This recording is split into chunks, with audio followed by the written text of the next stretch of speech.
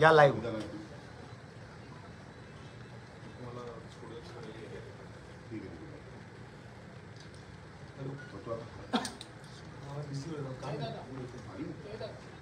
Live live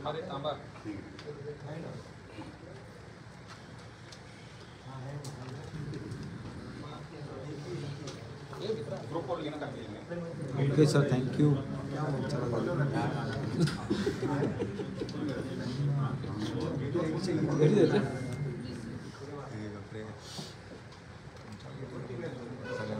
मीडियावरती link आली होती. Okay sir.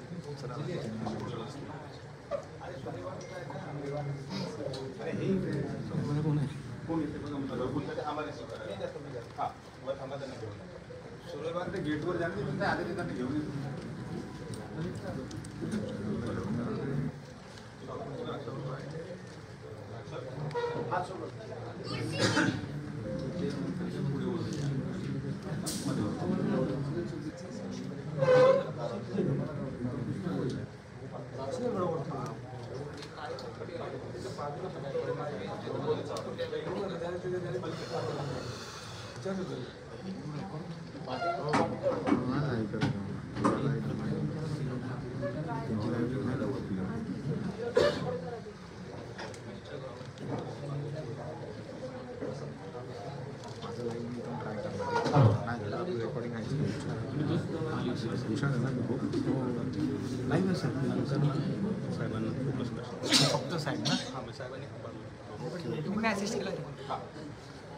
वंचित बहुजन आघाडीच्या वतीने आयोजित आजच्या या महत्त्वाच्या पत्रकार परिषदेत मी सर्व पत्रकार बंधू भगिनींचं हार्दिक स्वागत करतो. आज सकाळपासून या ठिकाणी महाराष्ट्रातील विविध आदिवासी संघटना आणि संस्था यांच्यासोबत वंचित बहुजन आघाडीचे राष्ट्रीय अध्यक्ष डॉक्टर बाळासाहेब आंबेडकर आणि सर्व आदिवासी संघटनांचे प्रतिनिधी नेते यांची बैठक झाली आणि या बैठकीमध्ये जे निर्णय घेण्यात आलेले आहेत, जे पुढील निवडणुकीच्या अनुषंगाने कार्यक्रम ठरवण्यात आलेले आहेत, त्याची घोषणा करण्यासाठी, त्याची माहिती देण्यासाठी प्रामुख्याने आजची ही पत्रकार परिषद या ठिकाणी आयोजित केलेली आहे. मी प्राध्यापक हमराज उळके यांना विनंती करतो की त्यांनी या ठिकाणी उपस्थित असलेल्या आदिवासी संघटनांच्या प्रतिनिधीची या ठिकाणी ओळख करून द्यावी आणि त्यानंतर बाळासाहेब आंबेडकर हे माध्यमांना संबोधित करतील. श्रद्धेय बाळासाहेबांच्या सोबत या ठिकाणी पत्रकार परिषदेमध्ये गोंडवाना गणतंत्र पार्टीचे महाराष्ट्राचे प्रमुख हरीशजी उईके हे उपस्थित आहेत. आदिवासी गोंडगोवारी युवा शक्ती संघाचे भगवानजी भोंडे उपस्थित आहेत. आदिवासी माना समाज संघटनेचे डॉक्टर रमेशजी गजबे, कोलाम आदिम जमात संघाचे सुभेदार माधवजी टेकाम, भारत आदिवासी पार्टीचे महाराष्ट्राचे प्रमुख सुनील भाऊ गायकवाड हे उपस्थित, एकलव्य आघाडीचे प्रमुख अनिलजी जाधव, आदिवासी एकता परिषदेचे कैलासजी माळी हे उपस्थित आहेत. जयश संघटनेचे अमितजी तडवी हे प्रमुख उपस्थित आहेत.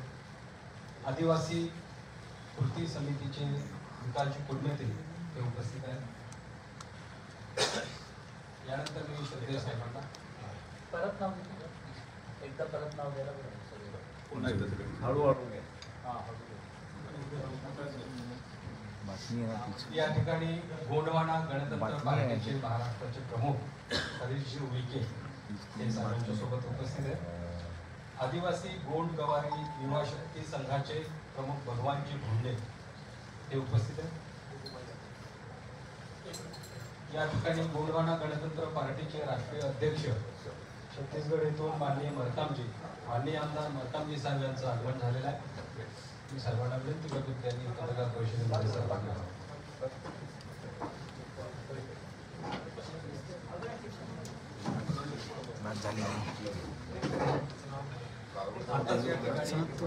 गोंडवाना गणतंत्र पार्टीचे राष्ट्रीय अध्यक्ष माननीय आमदार मरताम साहेब हे उपस्थित झालेले.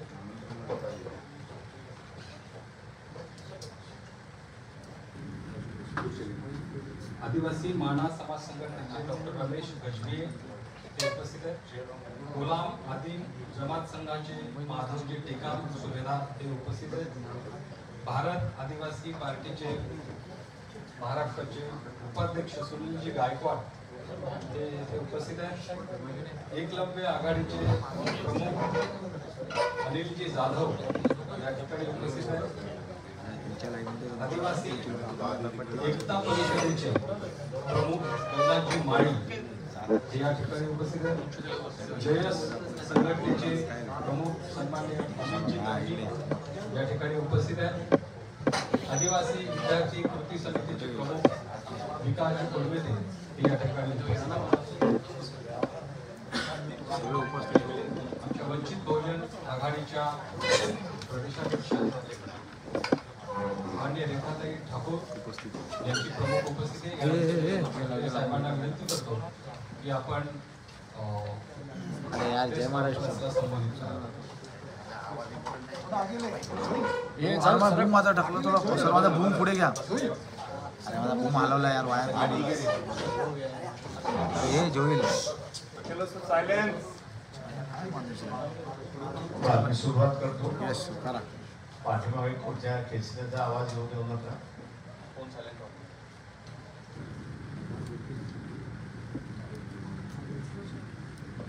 महाराष्ट्राच्या राजकारणामध्ये आदिवासी समाजाबद्दलचा असणारा एक गैरसमज आहे, आणि तो म्हणजे जिथे 24 जागा आहेत आरक्षित, त्याच भागामध्ये असणारा आदिवासी राहतो अशी असणारी परिस्थिती आहे. परंतु ज्या 24 जागा आहेत त्या 24 जागा टीपी झोन मध्ये येतात, म्हणजे ट्रायबल प्लॅनच्या झोन मध्ये येतात. पण या ट्रायबल प्लॅनच्या बाहेर अजून असणारा एक झोन आहे, तो OTP प्लॅन म्हणून त्या ठिकाणी ओळखला जातो, नॉन ट्रायबल प्लॅन म्हणून. या नॉन ट्रायबल प्लॅन मध्ये सुद्धा आदिवासी फार मोठ्या प्रमाणात राहतो. परंतु हा आदिवासींचं मी असं म्हणेन की झोनिंग झालेलं आहे असं मी त्या ठिकाणी मानतो. विदर्भामधला असणारा जो आदिवासी आहे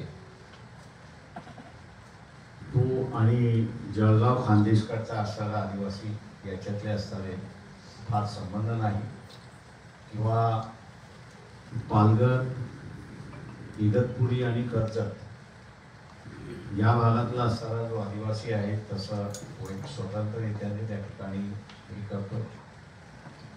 कोकणातला असणारा जो आदिवासी आहे तो आपला स्वतंत्ररित्याने चालतो अशी परिस्थिती आहे. गेले अनेक दिवस आम्ही असणारे ह्या सगळ्याने एकत्र येऊन राजकीय सामाजिक चळवळीला उभं केलं पाहिजे या आमचा प्रयत्न होता. पहिली बैठक ही असताना नागपूरला झाली, आणि नागपूरच्या बैठकीमध्ये निश्चित झालं की आपण असणारं यापुढं एकत्रित वाटचाल त्या ठिकाणी केली पाहिजे. दुसरी बैठक जी आहे ती दुसरी बैठक नाशिकला झाली, आणि त्या नाशिकच्या बैठकीमध्ये ज्याला आपल्याला म्हणता आहे की कन्सॉलिडेशन झालं, आणि तिसरी बैठक आपण मुंबईला घ्यायची, मुंबईच्या याच्यामध्ये आपण असणारा कार्यक्रम जाहीर करायचा अशा रीतीने परिस्थिती त्या ठिकाणी ठरली. आदिवासींचे असणारे ज्याला आपल्याला म्हणता येईल काही विशेष प्रश्न आहेत की जे इतरांपासून वेगळे आहेत अशी असणारी परिस्थिती आहे. मुळात जो आदिवासी भाग आहे हा भाग अनपोल्युटेड भाग आहे अशी असणारी परिस्थिती आहे, आणि या अनपोल्युटेड भागाला नेहमीच टार्गेट केल्या जाते असा एक भाग आहे की तिथे नो डेव्हलपमेंट झोन अशा रीतीने स्टॅम्प मारल्या जातो. आणि मग चर्चा ही झाली की तुम्ही आमच्या भागामध्ये डेव्हलपमेंट करणार नसाल, आणि डेव्हलपमेंट कुठलेल्या भागामध्ये होणार असेल आणि तिथे पोल्युशन होणार असेल तर आम्ही नॉन पोल्युटिंग एरियामध्ये राहत असल्यामुळे पोल्युटिंग एरियाच्या लोकांना आपण कुठलं तरी बंधन घातलं पाहिजे. की ज्यांनी आम्हाला कॉम्पन्सेट केलं पाहिजे अशी असणारी परिस्थिती आहे. ज्या असणाऱ्या एन्व्हायरमेंटच्या प्रश्नावरचा असणारी चर्चा त्या ठिकाणी असणारी झाली. दुसरी जी आहे की कुठेही अभयारण्य हे जर बांधायचं असेल किंवा नवनिर्माण करायचं असेल तर सगळ्यांची नजर पुन्हा असणारा आदिवासी झोनवरती येते. हा त्याच्यातला भाग आहे. ज्या भागामध्ये आदिवासी राहतो त्या भागामध्ये पुन्हा खनिज मोठ्या प्रमाणात आहे. तेव्हा खनिजाचं असं उत्खनन केलं जातं आणि खनिजाचं उत्पन्न होऊन उरलेले श्रीमंत होतात. पण हा आदिवासी बेरोजगार होतो, बेघर होतो आणि कुपोषणाच्या मार्गावरती लागतो अशी असणारी परिस्थिती आहे. तेव्हा हे जे वैशिष्ट्यपूर्ण प्रश्न आहेत, असे 10-12 प्रश्न आहेत की जे वैशिष्ट्यपूर्ण प्रश्न आहेत की जे फक्त आदिवासींपुरतंच मर्यादित आहेत, सीमित आदिवासींपुरतेच आहेत, त्यांच्यावरती असणारी ही चर्चा झाली आणि याला आपण असणारा हायलाईट झालं. इथे जे बसलेले आहेत यांचा प्रवास वेगवेगळ्या राजकीय पक्षातून झालेला आहे, वेगवेगळ्या संघटनातून झालेला आहे आणि त्यांचा अनुभव असा आहे की वेगवेगळ्या राजकीय पक्षाने ज्या पद्धतीने याच्याकडे लक्ष दिलं पाहिजे आणि आदिवासींकडे असणारा विशेष योजनाबद्ध नियोजन केलं पाहिजे त्याचा पूर्णपणे असणारा अभाव आहे अशी परिस्थिती आहे. आज कुपोषण म्हटलं तर आदिवासींमध्ये मोठ्या प्रमाणात, बेरोजगारी म्हटली तर आदिवासींमध्ये फार मोठ्या प्रमाणात, मुंबईच्या शहर बाजूलाच ठाणा आणि पालघर 2 जिल्हे आहेत, या बाजूला कर्जत आहे, आदिवासी मोठ्या प्रमाणात आहेत. पण बाहेरून लोक बोलवायची, एम्प्लॉयमेंट द्यायचं, पण 10 किलोमीटर 100 किलोमीटरवरती असणारा जो आदिवासी आहे त्याला इग्नोर करायचं, म्हणजे त्याला दुर्लक्षित करायचं असं जे धोरण आहे, या धोरणाकडे आपण असणारा फोकस केलं पाहिजे असा भाग त्याच्यामधला असणारा ठरला. आणि म्हणून येत्या कालावधीमध्ये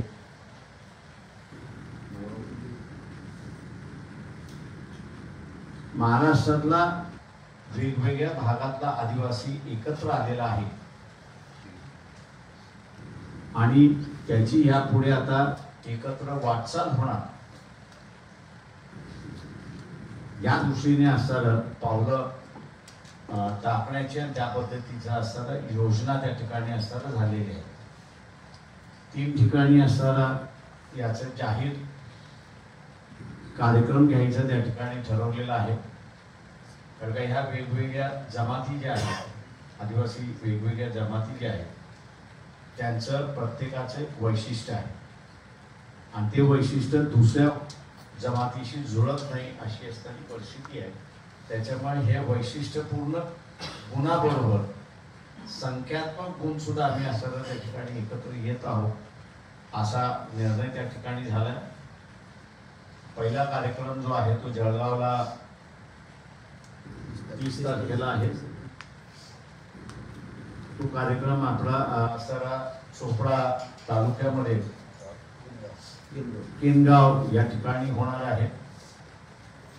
दुसरा जो आहे 2 ऑक्टोबरला मनमाड या ठिकाणी होणार आहे. तिसरा जो आहे तो 5 ऑक्टोबरला नागपूरला त्या ठिकाणी होणार आहे आणि अशी वेगवेगळे कार्यक्रम त्या ठिकाणी या निमित्ताने लावण्यात आलेले आहेत. या वेगवेगळ्या विभागामध्ये लावण्याचं कारण असं आहे की विदर्भामध्ये राहणारा आदिवासी हा खानदेशच्या भागामध्ये राहत नाही. तिथे आदिवासींची वेगळी जमात आहे. तिथे राहणारा स्तरा जो आहे तो असणारा पालघर पासून इगतपुरी आणि इगतपुरी पासून असणारा कसारा,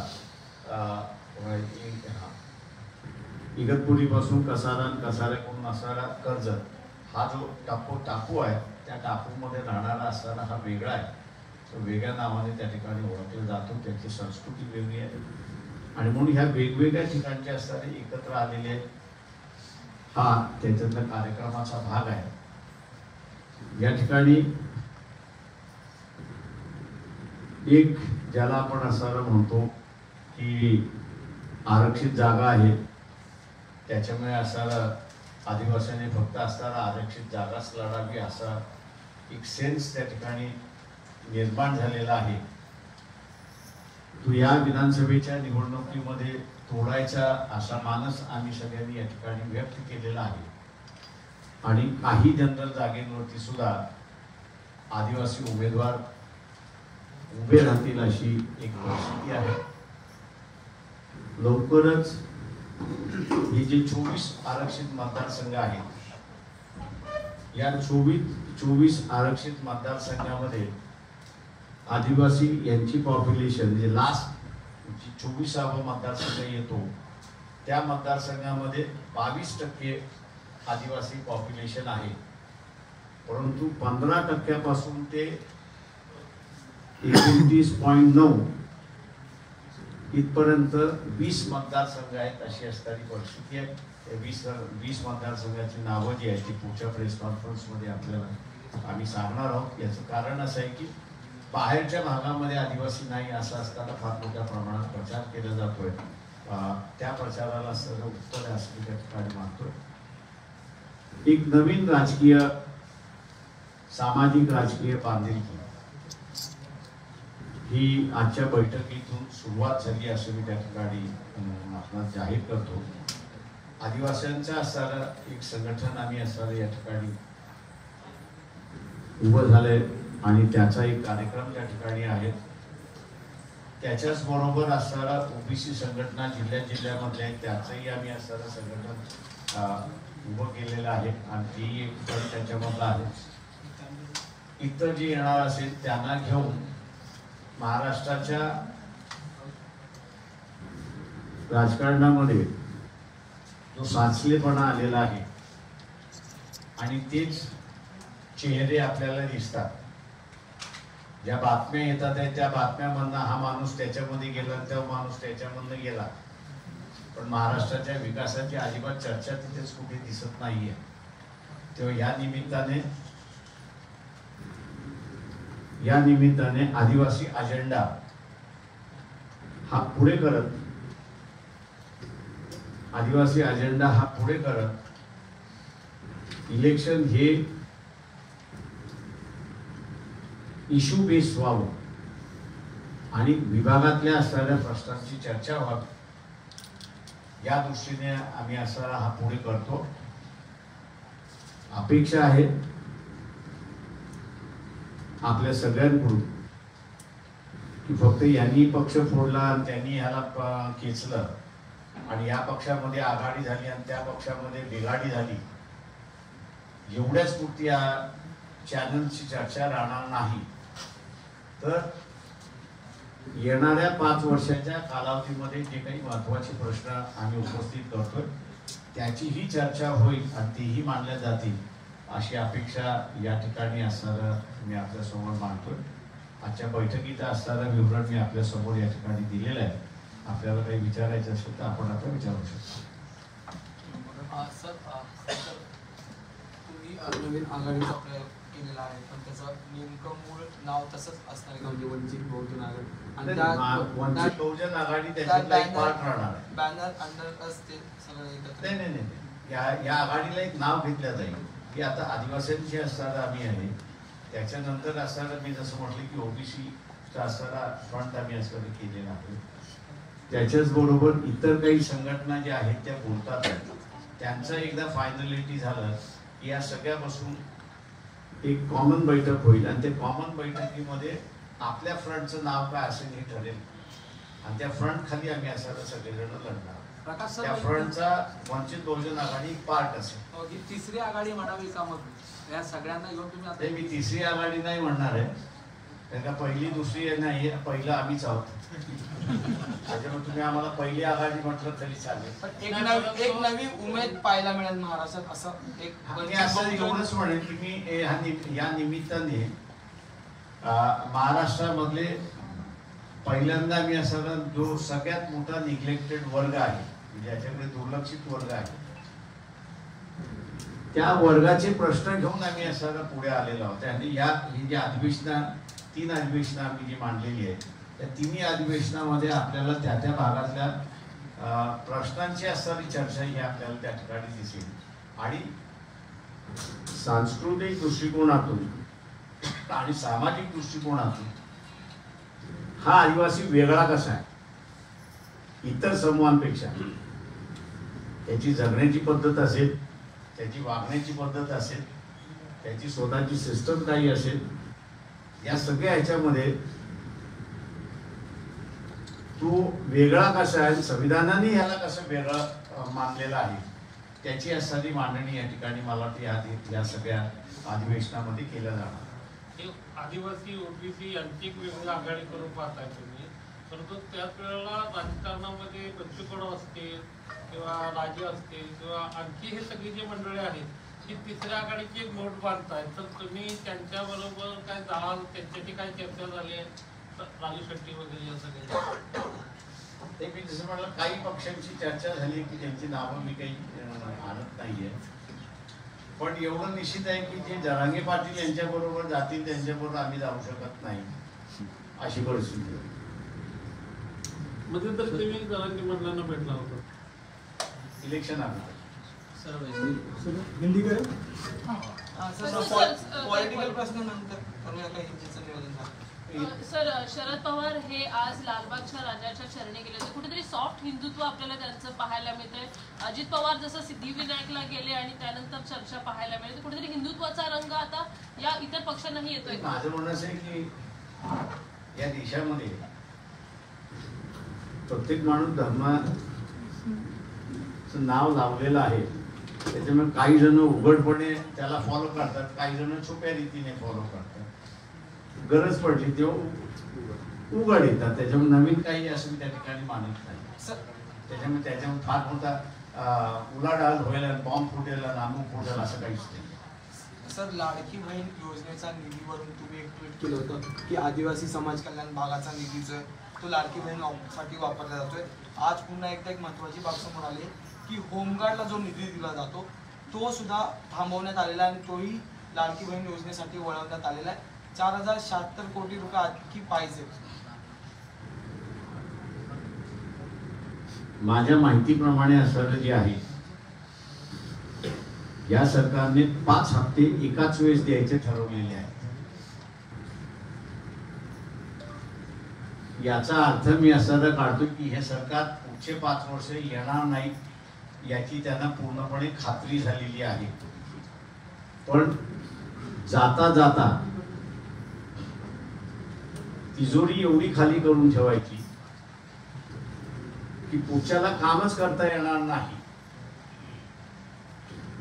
आणि शासन चालवताच येणार नाही, अशा रीतीने भारतीय जनता पक्षाने योजना आखलेली आहे आणि ती योजना ते राबवतात आहेत हे मला दिसते. विधानसभेला महाविकास आघाडी सोबत काही चर्चा होऊ शकते? आम्ही आता आघाडीच उभी करतोय, त्याच्यामुळे कोणाकोणा चर्चा करत त्यांना कोणाला यायचं असेल त्यांनी आमच्याकडे यावं, आम्ही कोणाकडे जाणार नाही. सर अजित पवार सध्या महायुतीत नाराज दिसत आहेत. आज अमित शहा सुद्धा मुंबईत होते, कालपासून मुंबईत आहेत. ते कुठल्याही बैठकीला ते अनुपस्थित आहेत, कुठेही चर्चा करत नाही आहेत आणि त्यांच्या सध्या पॅनल जे आहेत त्याच्यावर सुद्धा फोटोंचे गायब पाहायला मिळत आहेत. कसं पाहताय, नाराज आहेत का? असतील तर कशा प्रकारे मला माहित नाही, कारण त्यांनी अजून मला वकीलपत्र दिलेलं नाही. हिंदी करू का? संभाजीनगरमध्ये राजश्री उमरे जी आहे महिला आंदोलन उपोषणाला बसलेले आणि म्हणत आहे की सरसकट कुणबीमधून मराठ्यांना आरक्षण द्या. 6वा दिवस आहे, तब्येतही खालावली जात आहे. एकीकडे जरांगेंनी एवढं वावटळ झालं होतं, वादळ आलं होतं, गुलाल उधळला, पण तरी पण अद्याप आरक्षणाचा प्रश्न सुटला नाही. आता महिला पुन्हा एकदा रस्त्यावर उतरलेला पाहायला मिळतात. मला वाटतं हा प्रश्न गंभीर आहे असं मी त्या ठिकाणी मानतोय. आणि शासन याच्याकडे दुर्लक्षित करते, एवढंच फक्त नमूद करतो. सर सगळ्या सुविधा आज आदिवासी समूह जो है वो अलग अलग नाम से जाना जाता है. विदर्भ का जो आदिवासी है, खानदेश का जो आदिवासी है, पालघर, कसारा और करजत का जो आदिवासी है, या मराठवाड़ा का जो आदिवासी है, ये अलग अलग नाम से पहचाने जाते हैं. ये अभी तक अलग अलग पॉलिटिकल पार्टीज के साथ में थे, लेकिन पिछले कुछ दिनों से और सुप्रीम कोर्ट का जो डिसीजन आया है क्रीमी लेयर के बारे में कि आपको एक बार सहूलत मिल गई तो आपको उस लिस्ट से बाहर जाना होगा. इस निर्णय से मैं समझूंगा कि आदिवासियों में काफ़ी बड़ी जागृति हो चुकी है और ये समझते हैं कि अपना अधिकार अब चले जाएगा. साथ ही साथ तो पेशा कानून जो है, दूसरी बात जो है वो 5th शेड्यूल जो है उसको भी निकम्मा किया जाएगा और अलग अलग नाम से जाने हुए जितने भी आदिवासी समूह है, संगठन है, राजनीतिक दल है, ये सभी जो है वो इकट्ठा आ चुके हैं और आने वाले चुनाव में एक सोशो राजनीति के तौर से एक नई पॉलिटिकल शुरुआत करें. वो अपनी तरफ से शुरुआत कर रहे हैं क्योंकि आदिवासियों की कई विशेष समस्या है, क्योंकि जहाँ आदिवासी रहते हैं वहाँ पर खनिज है, जहाँ आदिवासी रहते हैं वहाँ पर जल काफ़ी बड़ा पैमाने पे है और अगर सरकार को कई नई अन्य अर्बन खड़ा करना है तो वो आदिवासी इलाकों में ही करते हैं और इसलिए वो विस्थापित काफ़ी बड़ी पैमाने पे होते हैं. तो ये विस्थापितों की समस्या को लेते हुए एनवायरनमेंट का जो बिगाड़ होती जा रहा है और उसके मुताबिक जो पूरा माहौल बदलते जा रहा है, उसी को लेके और उनके जीने की समस्या को लेके मेरे ख्याल से पहली बार यहाँ पर चर्चा होगी और उसी को एजेंडा लेके ये आगे निकले हैं. वंचित बहुजन आघाड़ी जो है फैसिलिटेट कर रही है कि इनको सबको इकट्ठा लाने की और इकट्ठा रखने की और एक नई प्लेटफॉर्म राजनीति में महाराष्ट्र में शुरुआत हो, ऐसी एक उम्मीद है. 30 सितंबर को पहली मीटिंग जो है वो जलगांव जिला के चोपड़ा तालुका जो है वहां पर होगी. दूसरी जो है वो नासिक में 2 अक्टूबर को होगी और तीसरी मीटिंग जो है वो नागपुर में 5 अक्टूबर को होगी. इन तीनों मीटिंगों में जो आदिवासियों की जो समस्या है और इस देश में जो संविधान ने कहा था कि हमको इनको अलग तरीके से देखना चाहिए और इनको जो अलग कानून बनाना चाहिए, ये जो बातें संविधान में लिखी गई थी उसके बारे में ये चर्चा होगी. और साथ ही साथ जो राजनीतिक दल यहाँ विकास का एजेंडा नहीं बना रहे हैं, उस विकास के एजेंडा को लेके एक चर्चा इन तीनों मीटिंगों में होगी. और उम्मीद हम लोग ये करते हैं कि आने वाले 5 साल के अंदर इस देश की जो महंगाई है, बेरोजगारी है और तीसरा जो है जो होर्डिंग होता है और जिससे बाजार ऊपर नीचे होता है, जो आम लोगों को तकलीफ होती है, तो इन सभी चीज़ों की वहाँ पर चर्चा होगी और एक नए एजेंडे की शुरुआत होगी, ऐसा मैं कहता हूँ. दूसरी बात जो है हम लोग एक फ्रंट बनाने जा रहे हैं जिसमें ये आदिवासी फ्रंट भी वहाँ पर शामिल होगा. ओबीसी समूह को लेके और जितने भी संगठन हैं उनको लेके हम लोग ये फ्रंट बना रहे और राजनीतिक दल है कि जो बातचीत में कर रहे हैं हम लोग उनसे. एक मिला के मैं ये कहूँगा कि महाराष्ट्र की विधानसभा के चुनाव के वक्त एक नया फ्रंट यहाँ पर होगा जो एक एजेंडा के साथ लोगों के सामने आएगा. और ये जो अनरेस दिखाई दे रहा है और दूसरी तरफ जो करप्शन दिखाई दे रहा है,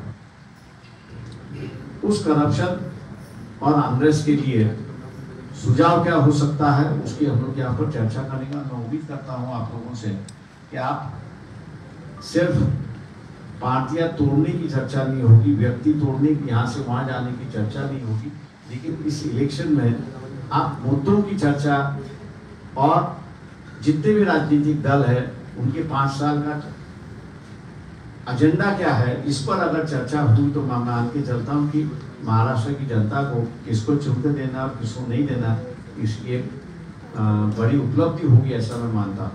कितनी सीट का लक्ष्य लेकर चल रहे हैं, कितनी जगह उम्मीदवार उतारे जाएंगे? आदिवासी सीटें जो 22 सीटें हैं जहाँ जो भी आदिवासी सीटें हैं तो उसमें उतारेंगे। जनरल सीटें जो है उनमें भी कुछ आदिवासी कैंडिडेट जनरल सीटों पे भी लड़ेंगे। सर, किन के लिए आपके गठबंधन के लिए दरवाजे खुले हैं, किन पार्टियों को आप साथ में लेंगे, किनसे आपकी बातचीत हो रही है? जो क्योंकि तीसरा मोर्चा एक और दल भी बना रहा है, बच्चू कडू वगैरह अन्य लोगों को लेकर बना रहे हैं, क्या उनसे बात? देखिए, जहांगीर पाटिल ने तो पहले ही कहा है कि मैं इलेक्शन लड़ूंगा करके, अब तक उन्होंने उस बात को खारिज नहीं किया है। तो इसका मतलब है कि एक दल तो, एक फ्रंट तो वैसे भी बन चुका है।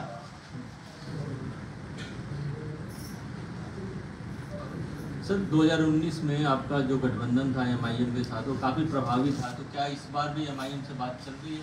क्योंकि MIM आदिवासियों के साथ बातचीत करना। तुम्ही साधारणतः किती जागा लढवणार आहात, काय टार्गेट?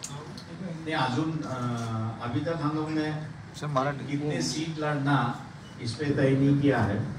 ये पूरा फ्रंट बनेगा तब तय होगा कि कितनी सीट लड़ना है और किन सीटों पे कॉन्सेंट्रेट करना है। सर, शरद पवार आज लालबाग के राजा दर्शन करने गए, उसको लेकर बड़ी टीका टिप्पणी हो रही है, क्योंकि आमतौर पर वो ऐसे दर्शन में जाते नहीं सार्वजनिक। सवाल ऐसा है कि शरद पवार हिंदू है, इसमें कोई दोहरा नहीं है, इसलिए भगवान को मानती ही है, इसमें कोई संदेह नहीं है। कुछ लोग छुपे तरीके से मानते हैं, कुछ लोग खुले तरीके से मानते हैं, तो इससे कोई फर्क नहीं होता, ऐसा मैं मान के चलता हूँ। सर, लोकसभा चुनाव में कई दौर की बातचीत चली थी आपकी महाविकास आघाड़ी से, क्या इस बार उधर से कोई ऑफर आया है? आपने कोई हम किसी के पास जाएंगे नहीं, जिनको आना है वो हमारे पास आएंगे। महाराष्ट्र आघाडी बार-बार आपसे ये कहती है कि आप गठबंधन में नहीं आ रहे हैं। सगळे सोयऱ्यावरून अजित पवार गट आणि बीजेपीची जी भूमिका आहे ती अजूनही स्पष्ट नाही, या विषयावरून सरकारच संभ्रमात आहे का? मैं इतना ही कहूंगा कि जहांगीर पाटिल की जो मांग है सगे सोयरे को लेके, हमारे अलावा किसी और पार्टी की पोजीशन जो है वो क्लियर नहीं है, कंफ्यूज है और वो पोजीशन लेने के लिए तैयार नहीं। सर, महाराष्ट्र विकास आघाड़ी आप लोगों को बार-बार साथ लेने की कोशिश करती है चुनाव से पहले, जब आप मना कर देते तो कहते कि ये वोट काटने वाले हैं, ये बी टीम है बीजेपी। सवाल ऐसा है कि हम लोग कभी बीजेपी के पास गए नहीं है, और आप लोग जो है वो जो बीजेपी के पास गए उनको आप सेक्युलर बताते हो, जैन खराब करने का काम तो आप ही लोग करते हो। सर, GSTच्या अधिकाऱ्यांची एक धक्कादायक बाब समोर आलेली आहे। एका तक्रारदाराने तक्रार केलेली आहे की त्याला रात्रभर डांबून ठेवण्यात आलं होतं आणि 60 लाख रुपयाची खंडणी या GSTच्या त्या आरोपी आहेत त्यांनी मागितली होती। थेट आता शासनातले अधिकारी एकाला बांधून ठेवतात आणि खंडणी गोळा करताना पाहायला मिळतात आहेत। SITने आता 9 जणांना ताब्यात घेतलेलं आहे, कसं बघतात संपूर्ण प्रकार?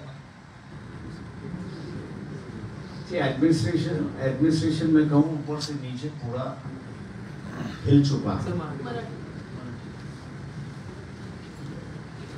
केंद्रापासून ते महाराष्ट्रापर्यंत पूर्णपणे शासन हललेलं आहे, कोणाचं नियंत्रण कोणावरती नाहीये। ज्या गोष्टी बाबासाहेबांनी सांगितल्या होत्या करू नका त्या करायला सुरुवात केल्या। जातीवरचं राजकारण होता कामा नये, धर्मावरचं राजकारण होता कामा नये। या दोन गोष्टी हे देश कधी निर्माण झाला नाही आणि पुन्हा करायला लागला तो टिकणार नाही अशी त्यांनी असं इशारा दिला होता। आज त्याच मार्गाने असणारं पूर्ण राजकारण त्या ठिकाणी चाललेलं आहे आणि म्हणून अस्थिरता सर्वकडेच आपल्याला दिसते अशी परिस्थिती आहे। सर, राज्यामध्ये अल्पसंख्याकांची सुरक्षित घेरणीवर आलेली आहे, कारण काही दिवसांपूर्वी एक व्हिडिओ व्हायरल झाला होता ज्याच्यामध्ये मुस्लिम व्यक्तीला काही तरुणांनी मारहाण केली. त्यामध्ये असं पण समोर आले की ते ट्रेनमधून त्या व्यक्तीला फेकून देणार होते, परंतु काही जणांनी तिथं थांबवलं. आणि सत्तेतील आमदार नितेश राणे यांच्यासारखे वक्तव्य करतात की मी तुम्हाला मस्जिदीमध्ये येऊन मारणार. मी हिंदू गब्बर आहे. मी आत्ताच आपल्याला म्हणालो की ज्या गोष्टीचा उल्लेख बाबासाहेबांनी केला होता की होता कामा नये, म्हणजे धर्माचं राजकारण होता कामा नये. तुम्ही धर्माचं राजकारण केलं तर द्वेषाची बीजं तुम्ही पेरणार आहात, विभक्तीची बीजं तुम्ही पेरणार आहात. ती पेरायला आता सुरुवात झालेली आहे. तेव्हा सर्वसामान्य माणसाने सुद्धा ठरवलं पाहिजे की जातीच्या राजकारणाने आणि धर्माच्या राजकारणाने त्यांचं पोट भरणार आहे. सत्ता आणि सरकार हे सुरक्षिता आणि पोट भरणारं कामकाज करत असते, ते धर्माचं काहीच करत नाही. Sir, what is the name of this new front? And one more question, that before the Lok Sabha polls, you were vying to be part of the India bloc. Is there any chance that you will be part of the Mahavikas Aghadi or the top? Yeah, I think so. Many of you forgot one thing, that I was the first person in 8 months before the parliament election who made a statement that if India alliance joins, or they allow me to join the alliance, BJP will not cross 220. That was my statement 8 months ago. Same was my statement in 2017, because I stayed there for 6 months in Gujarat. And I said, if Congress doesn't finger with the elections, we will not allow BJP to cross 70. But in 2017, the Congress crossed swords with Chotubhai Wasawa, and they lost in that region where the Adivasis are removed.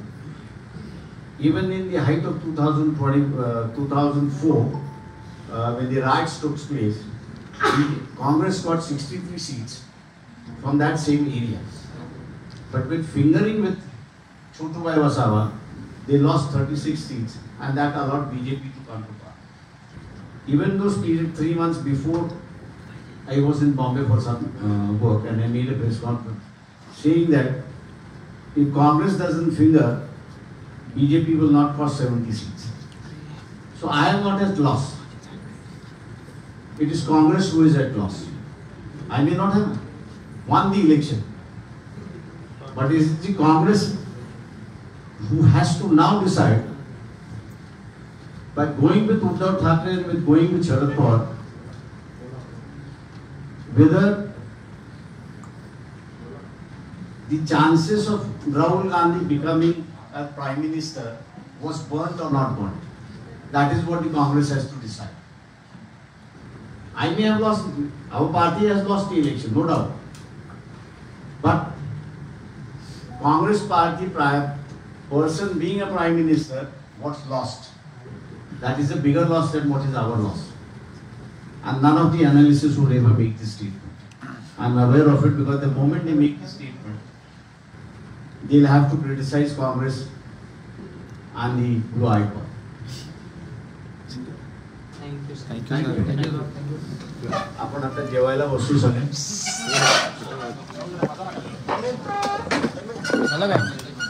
पत्रकार परिषदेला आलेल्या सर्व बंधूंचे मनपूर्वक